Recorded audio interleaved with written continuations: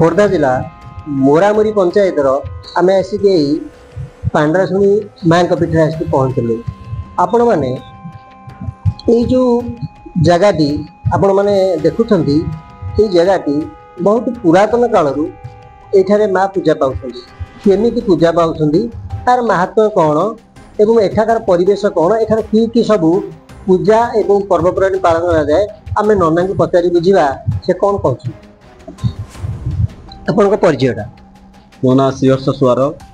बर्तमान मु माँ पांडवाशुणी पूजक सर्वस्वरूपे सर्वेशे सर्वशक्ति समन्विते भय विस्त्राहीन देवी दुर्गा देवी नमोस्तुते। माँ जगत जननी पांडवाशुणी खोर्धा जिलार बाणपुर ब्लॉक अंतर्गत मोरामुरी पंचायतर सलपढ़िया ग्राम अवस्थित ये पीठ बहुत पुराना पीठ। आमर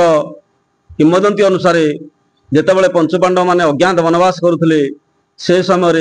यही सुलिया जंगल दे किसी समय बसवास करते तेणु एठारे पानी मिल नाला तेणु पंचपांडव माने द्रौपदी सहित बसी एठारे तांकर सखा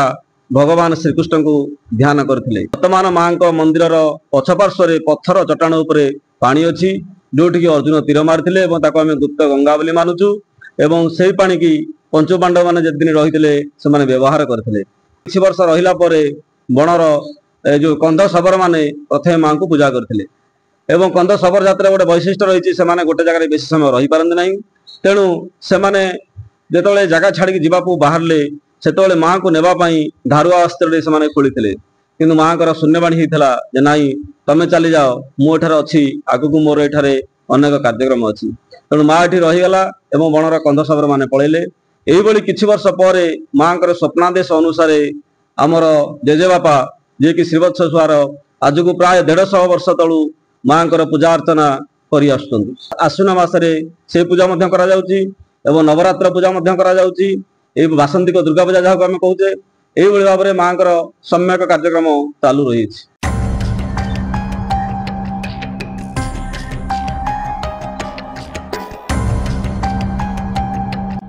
देखु अर्जुन जो तीर मारी आप देखिपे ये पत्थर को जो तीर मारी बर्तमान सारा वर्ष एति पानी रही माने किंवदंती अनुसार आम भी देखुचु खरा वर्षा शीतकाकर से पूरा जलमग्न हो रही आपण मैंने देखिपे आर प्रत्यक्ष दृश्य 0 ग्राम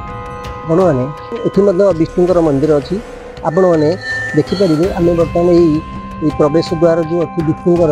ये गुंफा देके आम बर्तमान जाऊँ आपण मैंने देखिपे किसी समय पर गलापर आपण मैंने देखिपारे जे ये गोटे विष्णुकर मंदिर अच्छी पहाड़ पाददेश जो मंदिर हूँ विष्णु मंदिर एथे चतुर्पार्श्व सब सखी मैंने अच्छा विशाखा चंद्रावली चंद्ररेख रुंकुणी आपण मीनकन्या एमती सत्यभामा विभिन्न प्रकार कारुकार्य ये मंदिर कर पहाड़ पाददेश जो मंदिर विष्णु मंदिर एठाकार परिवेश बहुत मनोरम एवं एठार जो पहाड़ दृश्य मनोरम एठार प्राकृतिक दृश्य अति मनोहर आपण मैंने देखिपे विष्णु मंदिर अति पूर्व काल ये मंदिर एठार परिवेश बहुत